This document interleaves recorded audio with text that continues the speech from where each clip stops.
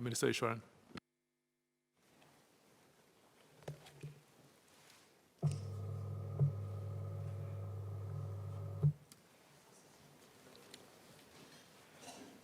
Mr. Chairman, I thank the GPC Chairman, Mr. Liang Eng Hua, and all members for their comments and suggestions on our economic transformation.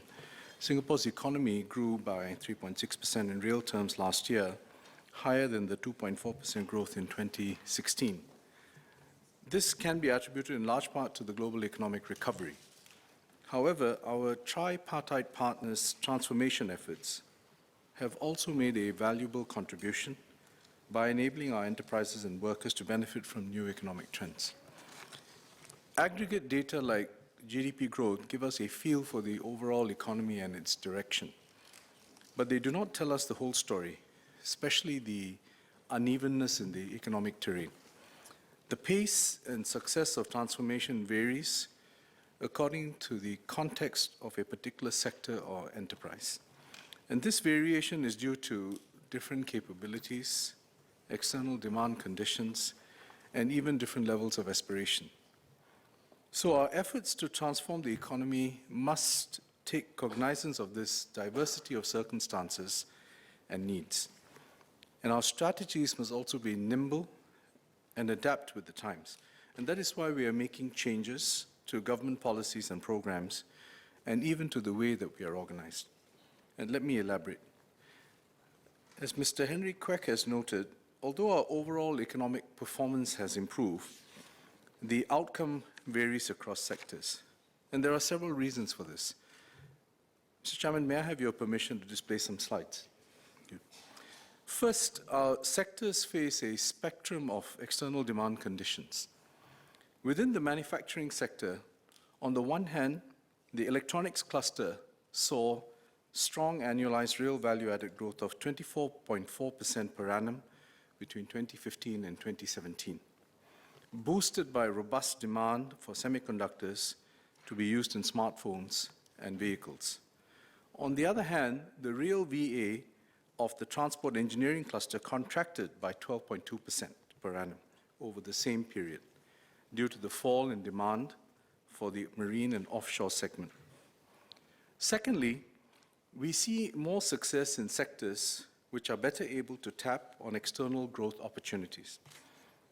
For example, between 2015 and 2017, the real VA of externally oriented sectors grew by 3.6%, compared to 0.7% for domestically oriented sectors.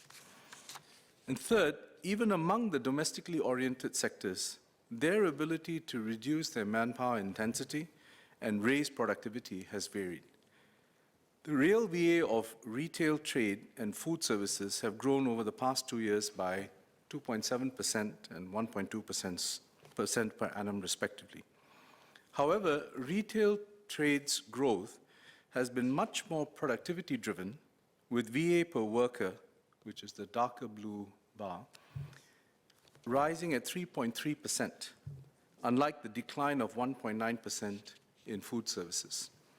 And using VA per actual hour work shows better productivity performance for both sectors, but an even wider gap between the two.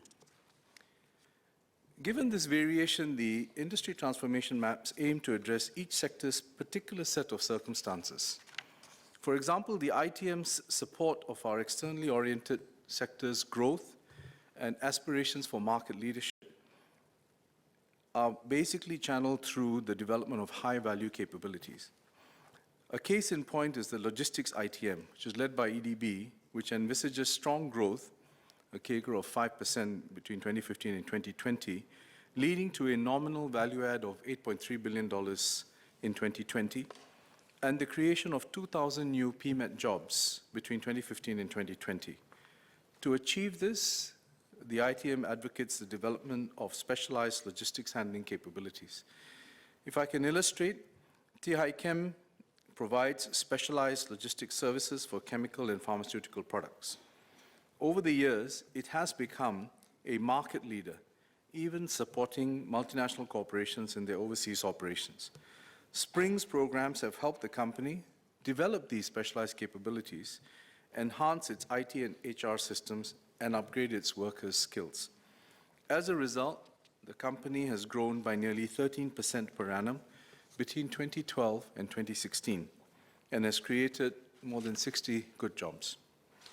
For other sectors, the focus is more on productivity and becoming less manpower intensive. One example is the accommodation sector, which has achieved notable success over the last 2 years. The sector has seen strong real value-added growth of 4.2% per annum and even stronger productivity growth of 5.2% in terms of real VA per actual hour worked. Recently, STB reported record international visitor arrivals and tourism receipts for a second straight year in 2017. Our hotels, which are a significant part of the accommodation sector, can continue to benefit from Asia's growing outbound travel only if they can boost productivity and lessen their manpower reliance while maintaining service quality. Grand Park City Hall is an example of how this can be done. I recently visited the hotel, which has tapped on STB's funding support to adopt manpower-saving technologies. It is also part of a regulatory sandbox with the Ministry of Home Affairs and STB that will pilot the use of facial recognition technologies for a seamless check-in process. Staff can thus be cross-deployed to better meet guest needs in other areas and also learn new skills in the process. Altogether, the hotel is targeting a reduction in manning ratio of about 17%, while enabling its employees to do more value-added jobs. We are also working on opportunities that cut across multiple sectors and ITMs. For example, the growing demand for infrastructure in ASEAN and developing Asia offers significant opportunities that span several industries, including financial services, professional services, precision engineering, and construction. Last year, we introduced the IFS non-recourse financing scheme, and the aim was to help more SMEs participate in regional infrastructure projects with risk sharing between the government and banks for loans that are secured on the project's cash flow rather than the SME's assets. This was based on the feedback from the industry and an effort to help our SMEs participate in this larger opportunity. The Infrastructure Office, which Mr. Lau Tia Kiang and Engineer Dr. Lee Bee Wah referred to, is a continuation of this effort. Identifying and structuring infrastructure projects and finding the right partners to finance and execute them remains a challenge both in ASEAN and in the larger developing Asia. Hence, the Infrastructure Office aims to build a deeper understanding of the pipeline of infrastructure projects in the region, promote collaboration between foreign and local enterprises from the entire infrastructure value chain, and facilitate the structuring, financing, and execution of Asian infrastructure projects. The Infrastructure Office will work closely with private sector players, which I think is the point that Dr. Lee Bee Wah raised, in the infrastructure ecosystem, supported by government agencies like Enterprise Singapore, EDB, MAS, and the Professional Services Program Office. In short, the aim is really to bring together the different players in the infrastructure ecosystem that we have in Singapore, from the public sector, the private sector, from the large companies to the small companies, those who do professional services, those who do financial services, and those who can execute the projects, so that we can bring our capabilities together to address this opportunity as a group. Dr. Lee Bee Wah also had some comments on government contracts, and I hope you have filed cuts in the Ministry of National Development because they will be better placed to answer that point on construction contracts. So as a whole, our ITMs are inclusive in their design, not quite bespoke in the way that Mr. Henry Kwek talked about it, but they aim to address the diverse needs of industries and enterprises. But there is the limit to how many of the over 200,000 enterprises that government agencies can directly engage. And that's why we have stressed the importance of partnerships with trade associations and chambers, with the unions, and also with other stakeholders, because they can play an important role to propagate the transformation message and broaden the reach of the ITMs. While competition is the natural instinct of companies, they can also support one another to succeed in transformation. Currently, EDB and Spring support collaborations between large organizations and local SMEs through the Partnerships for Capability Transformation, or the PACT programs. And the aim is to allow for knowledge transfer from the bigger companies to the SMEs to support them, for capability development targeted at the SMEs, and the test bedding of innovative solutions. On Mr. Lau Tia Kiang's and Mr. Teo Salak's query, to date, EDB and Spring have supported about 180 projects, which has resulted in about 1,000 partnerships. But I think the important point that Mr. Lau makes is it's also about how has it made a difference for SMEs. It is hard to quantify this because some of the impact is qualitative in terms of capability, but let me use an example. And that is the partnership between Onwa Precision Engineering, a local precision machining supplier, and Schlumberger's Singapore Well Testing Center. And that partnership was to develop high precision machining for oil and gas production instrumentation. This has created a new business opportunity for the company that now accounts for a substantial portion of Onwa's total revenue. If you take the retail space, the Dairy Farm Group worked with more than 320 SME suppliers to streamline their inventory and supply chain management. The SME suppliers were better able to track product movements and respond to demands or changes in demand, and enjoyed productivity improvements of up to 6 times in terms of the number of deliveries. So in short, the overarching emphasis is really to deliver benefits to our SMEs in terms of productivity improvement, new capabilities that might in turn lead to greater business opportunities, deeper links with their principals, and ultimately to leverage on all of this to go international.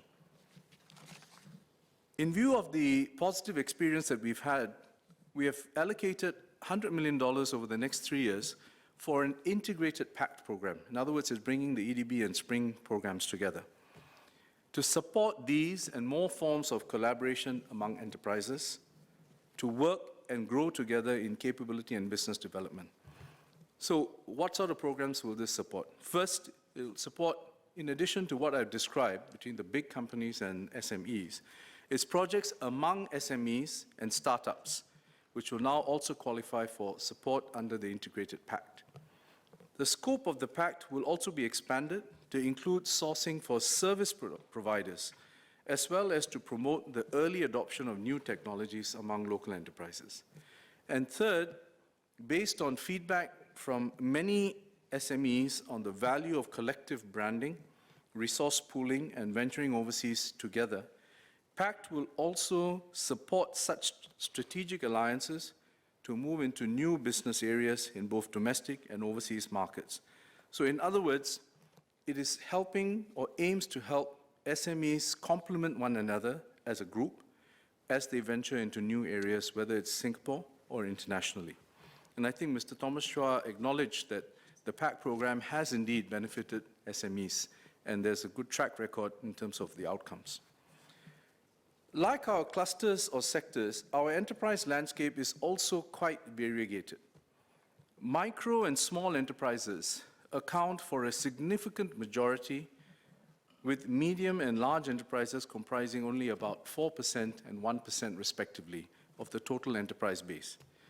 Yet, if you look at their share of value add, that has quite the inverse pattern, which is not surprising, but it tells us that on the one hand, we are playing a large numbers game, but with a relatively modest value add impact. And on the other end of the spectrum is numbers are few, but the value add impact is significant. And the resources, capabilities, and their employment contributions also vary across this broad enterprise spectrum. So Enterprise Singapore will tailor its programs to the needs of the different segments of enterprises, bringing together the capability building and internationalization functions of Spring and IE. Mr. Teo Serlak asked how Enterprise Singapore will support companies which are at different stages of growth. First, it will create a more conducive environment for startups by combining Spring's Startup SG initiatives and IE's international networks.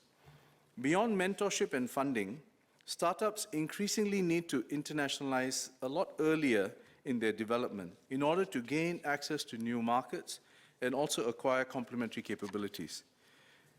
Evercom is an example of a startup, and they provide end-to-end energy management solutions to help clients optimize their energy consumption. Spring provided the company with Startup SG Tech Grant to commercialize its technology. And it also facilitated R&D collaboration with MNCs and foreign players. Evercom also worked with IE's networks to navigate overseas markets. And today, the company operates in both Singapore and Taiwan. And looking ahead, Enterprise Singapore will help Evercom explore new technology collaborations with partners in Israel, Germany, and the US, whilst helping the company expand into the Asia-Pacific region. SMS Co will be able to elaborate further on the broader developments that we have in the startup space in Singapore. Secondly, for companies that are scaling up, ESG will provide support in key areas of capability development. As pointed out by Mr. Saktiandi, many SMEs still require assistance for essential upgrading before they venture overseas. ESG will work through TACs and industry partners to support them. This includes the SME centers, whom Mr. Chua referred to, which will continue to be a very important channel for ESG's SME engagement. ESG will also use the new Productivity Solutions Grant to support the adoption of pre-scope solutions and this is so that the broad base of SMEs can use them to improve their operational efficiency and productivity. SMS Ann will be elaborating on these points. Access to financing is also critical for long-term growth. ESG will continue Spring and IE's partnership with our financial institutions to meet the working capital and growth financing needs of our SMEs and to facilitate access to credit lines and insurance cover for trade and projects in overseas markets. In addition, I'm pleased to announce that the Enterprise Singapore will extend the pilot venture debt program by 3 years till March 2021. The venture debt program enables local high-growth enterprises to finance their expansion plans with less equity dilution. 17 companies from quite diverse sectors have benefited from the program since its launch in October 2015. Thirdly, Enterprise Singapore will support companies to seize overseas opportunities to grow through several internationalization initiatives. The importance of internationalization is borne out by a survey of Singapore's investment abroad by the Department of Statistics from 2006 to 2016, which shows that income from our companies' direct investment abroad grew by 6.3% per annum, higher than the 5.1% per annum growth in profits from their operations in Singapore. And looking ahead, one must expect that this differential growth will continue given the nature and pace of opportunities in the region around us. Enterprise Singapore will also enhance IE's network of overseas centers to help Singapore companies navigate the business and regulatory environment in overseas markets and gain insights and also access to networks with local partners. The Market Readiness Assistance Scheme helps companies defray the costs of foraying into new markets. We raised the grant support from 50% of qualifying expenses to 70% from the 1st of April 2015 to 31st of March 2018. Mr. Saktiandi and Mr. Sito Yipin would be pleased to note that we will be extending this higher grant quantum for a further 2 years till 31st of March 2020. As Mr. Saktiandi has observed, to be successful, our SMEs must also be able to navigate different languages and cultures, as well as social, political, and legal systems which are quite divergent. The ASEAN Leadership Program will help Singapore business leaders acquire a deeper understanding of Southeast Asian markets and the skill sets to lead business expansion in the region. Senior Palsec Lo Yen Ling will elaborate on this and other related programs to develop manpower capabilities. Ultimately, for our companies to scale up to the next level of growth, capability development, innovation, and internationalization are deeply intertwined. We see this with companies like Jing King Technology Private Limited that has established itself in chip cards and SIM cards globally. To expand their business, the company has been exploring research and development in biometrics, electronic payments, and data security. They have built a dedicated R&D team in Singapore while seeking new opportunities in Vietnam, Philippines, Indonesia, and Thailand. Throughout this journey, they have tapped on government support, including Spring's Capability Development Grant, as well as IE's Global Company Partnership Scheme. To better support companies like JK Tech Scale Up, we will consolidate the CDG and the GCP into the Enterprise Development Grant in the fourth quarter of this year. Mr. Liang Eng Hua and Mr. Teo Salak have asked how this will benefit companies. I think Mr. Teo already knows the answers because he was navigating this terrain when he was in MTI. Nevertheless, the EDG, this Enterprise Development Grant, will give companies the flexibility to bundle internal upgrading activities, domestic projects, and international expansion plans in one application. In other words, you're able to, in a more flexible and integrated way, plan and seek out government help for your business strategy. Even as we pursue these internationalization and growth strategies, I agree with Mr. Leon Pereira that succession planning is an important issue for SMEs, especially the family-owned businesses. In this regard, as Mr. Pereira has already highlighted, there are several resources that SMEs can tap on. This includes information on succession planning and key issues to look out for on Spring's SME portal. They can also use the new Enterprise Development Grant to engage consultants to help them develop the succession plans and address strategic priorities and leadership gaps. They can also strengthen their leadership pipeline through leadership and management courses which are available under Skills Future, Singapore. But I do want to stress, because I think Mr. Pereira made the point about can succession planning be a condition for some of the government schemes? And I think that may tilt the balance, because whilst we can encourage it, we can urge companies to think about this seriously. Ultimately, the business owners have to take ownership. They have to decide and prioritize that succession planning is something that is of high priority, and then undertake specific steps to put that in place. So I think we have the toolkit, we have the general messaging, and I think the entire gamut of stakeholders, whether it's our trade associations, whether it's consultants, and certainly government department officers, they will impart the message, but I think we have to leave it to the business owners to ultimately make the choices and execute and act on them. Let me turn to R&D, because Ms. Chia Yong and Ms. Foo Mi Ha have asked about our R&D strategies and progress. R&D is integral to Singapore's development and competitiveness. And Ms. Chia Yong has emphasized, as she has emphasized, this is a long-term endeavor that requires not just thoughtful planning, but also perseverance through cycles, because the outcomes may not always be apparent, but we need to stay the course. Under the RIE 2020 plan, we have made several shifts to harness technology and innovation to meet our national needs and to drive the next phase of economic growth. We invest about 1% of our GDP in research, innovation, and enterprise, and that is comparable to public spending by other small research-intensive economies. We focus on 4 domains: advanced manufacturing and engineering, health and biomedical sciences, urban solutions and sustainability, and services in the digital economy. And in all of these domains, there is both a national or broader social benefit possibility, as well as an economic benefit possibility. I don't think the two work at cross purposes. In many cases, in fact, they converge.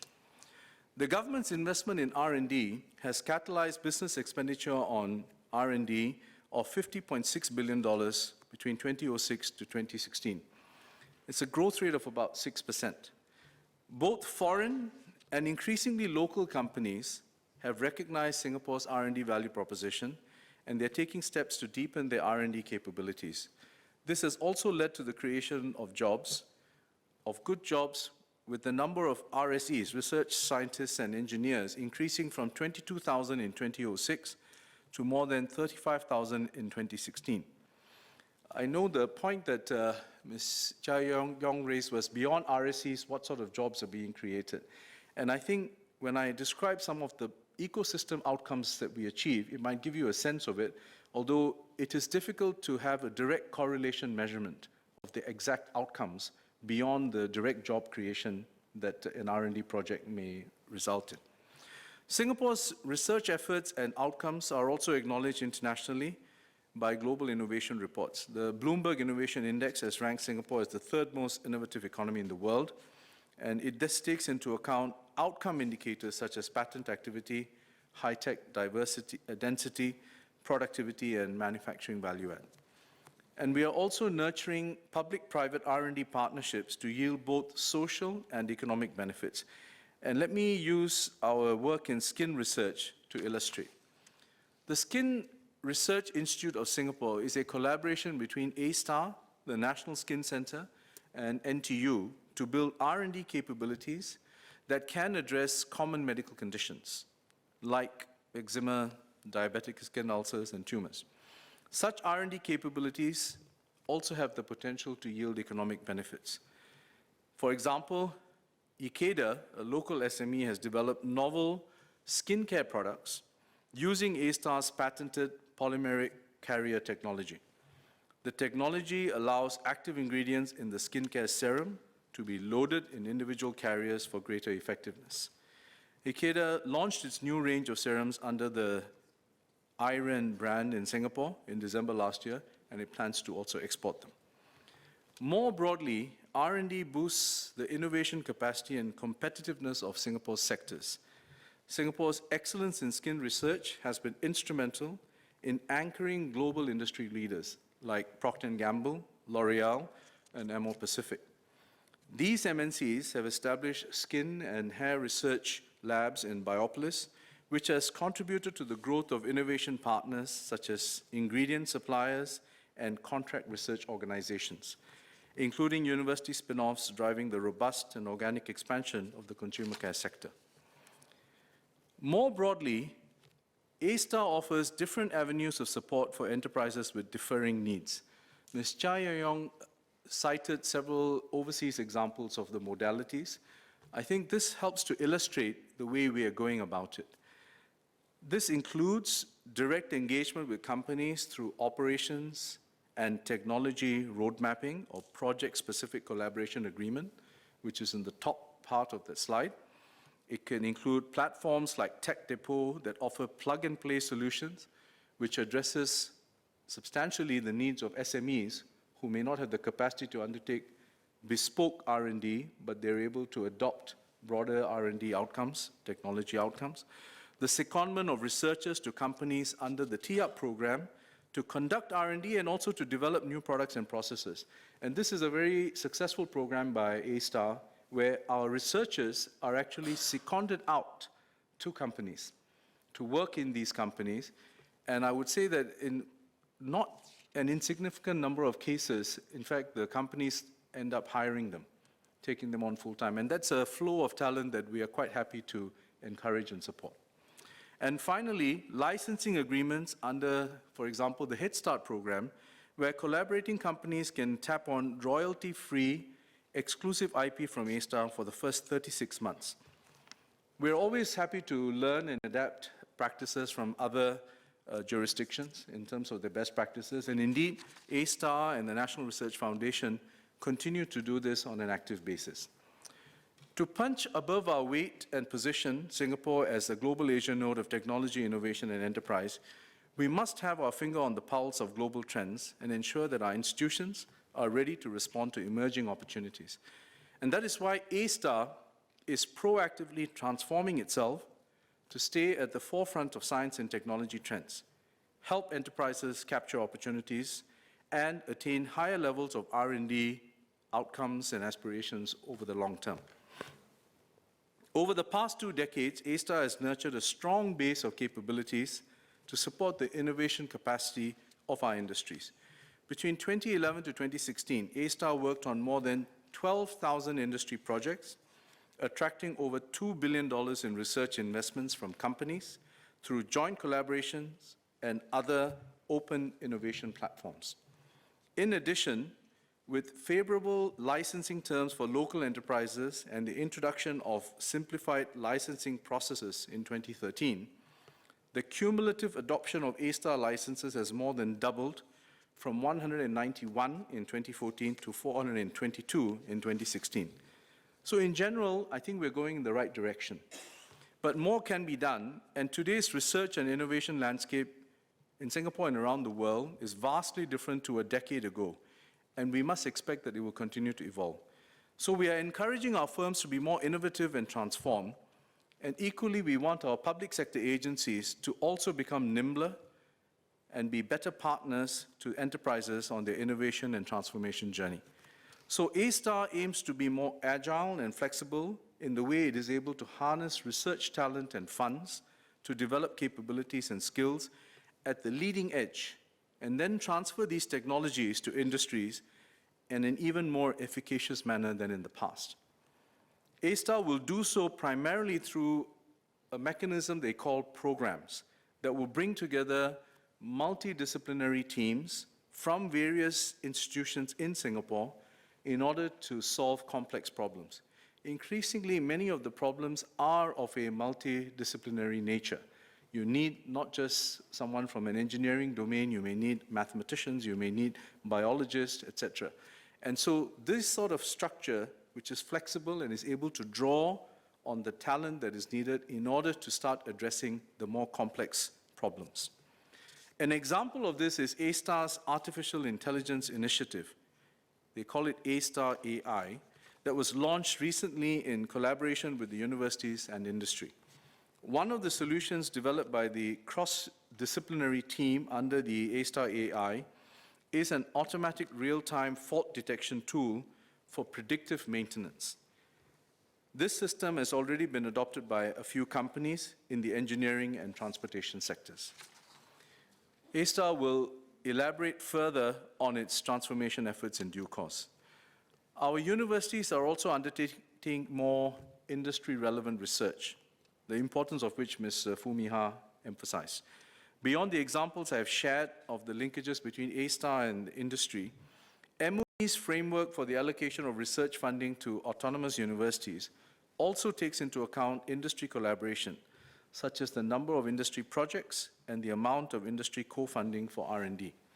As a result of this industry alignment, we have seen an increase in the number of license agreements between the universities and industry, from about 20 in 2010 to 95 in 2016. It's on the uptick, and we are seeing more of this happening, and the funding models that are being used by NRF and the broader RIEC system encourage more of this interagency collaboration together with the private sector. International collaborations also help us to stay abreast of global research and industry developments. The Campus for Research Excellence and Technological Enterprise, CREATE, brings together local and international researchers from diverse backgrounds to work on areas of strategic interest. This helps with knowledge transfer and also in terms of capability building and cross-fertilization of ideas. One other initiative that is taking us closer to the vision of becoming a global Asia node of technology, innovation, and enterprise is the Global Innovation Alliance, something that the Finance Minister has talked about, and I think many members would already have heard about. The aim is to create linkages with global startup hubs to help entrepreneurs and students gain access to the global innovation network and work with like-minded partners. The GIA is now present in San Francisco, in Jakarta, in Bangkok, and Beijing. And members would notice that several of these, in fact the majority, are Asian cities, And that's not by accident. It is actually a deliberate effort on our part to develop a deeper innovation network in Asia and also within ASEAN. And the aim at the end of the day is to serve as an in-market entry point for Singapore entities to connect with the business and innovation community in these cities. Over the next 4 years, the GIA will expand its reach across ASEAN and to other startup hubs around the world. Let me now turn to the topic of energy. I think around the world, we know that countries are taking active steps to reduce their reliance on fossil fuels and meet their climate change targets. And against this backdrop, it's also in the interest of our companies to become more energy efficient and to reduce their carbon footprint. Mr. Thomas Chua's understandable concerns about the impact of the carbon tax on businesses should be mitigated to some extent by the fact that we are starting with a lower uniform rate of $5 per ton of emissions from 2019 to 2023, and we are focusing on the large emitters. This will help businesses adjust to the new system and also encourage them to reduce emissions. We will closely monitor our economic competitiveness, international climate change developments, and the progress in meeting our emissions abatement goals, and factor these into any future reviews of the carbon tax. Meanwhile, we will also set aside funds from 2019 to enhance support for companies, including SMEs and power generation companies, to improve their energy efficiency. As the Finance Minister has stated, we are prepared to spend more than the expected carbon tax revenue of nearly $1 billion in the initial 5 years to support worthwhile projects that deliver the required emissions abatement. Besides promoting energy efficiency on the demand side, we are also adapting policies on the supply side to better serve the needs of businesses and households. For example, the Energy Market Authority has progressively liberalized the retail electricity market to allow more consumers the flexibility of choosing an electricity retailer and price plan that best meets their needs. We have steadily lowered the threshold for contestability to the present average monthly electricity consumption of at least 2,000 kilowatt hours. To date, about 49,000 accounts of businesses that are eligible for contestability have switched to buying electricity from a retailer of their choice. Mr. Charles Chong has asked what consumers can expect from market liberalization. The open electricity market will allow the remaining small businesses and households the same flexibility that I've just described. The open electricity market will commence in Jurong on the 1st of April with about 120,000 households and small businesses, and these consumers will receive a notification letter and information booklet from EMA in the next few weeks, which will explain how they can benefit from greater choice and flexibility in their electricity purchases. Retailers are also expected to start marketing to Jurong consumers towards the end of March. Mr. Charles Chong is right in expressing some concerns about whether consumers will be inundated with marketing material. And EMA has in fact been working closely with the retailers to have a code of conduct, if you will, in terms of how they can market their products and to minimize the kind of confusion or stress that may be caused at the consumer end. Consumers, there will be an online platform which can help consumers to easily compare the standard price plans offered by different retailers. So that's another aid for consumer decision making. And those who prefer to stay with SP on the regulated tariff can continue to do so, and they will be no worse off. So in other words, you also have a do-nothing option, and things will just carry on as per normal. This soft launch in Jurong will allow EMA, SP Group, and retailers to gather feedback and fine-tune their processes before we continue extending the OEM to the remaining 1.3 million accounts, mostly households, in the second half of 2018. So, Chairman, if I can summarize, the new economic opportunities and challenges that I've outlined also call for new approaches. Everyone needs to transform, but no two transformation journeys are the same. Each company and industry has to find its own path based on its own circumstances. The government will provide resources and support for companies to develop their capabilities, to innovate and to internationalize, no matter what their starting point is. The need to transform applies not just to individuals and enterprises and industries, but equally to government agencies. And we have not shied away from reinventing ourselves, both in terms of organizational structures and processes, for example, in the formation of ESG and some of the work that A-STAR is undertaking, and also in relation to our policies and programs, the way we are changing, consolidating, or adapting our programs to new requirements in the market. And we believe, ultimately, it will take the collective effort of all stakeholders for this transformation to succeed. And we also believe that if all of us come together with all hands on deck, we can position ourselves well to achieve sustainable growth and opportunities for all.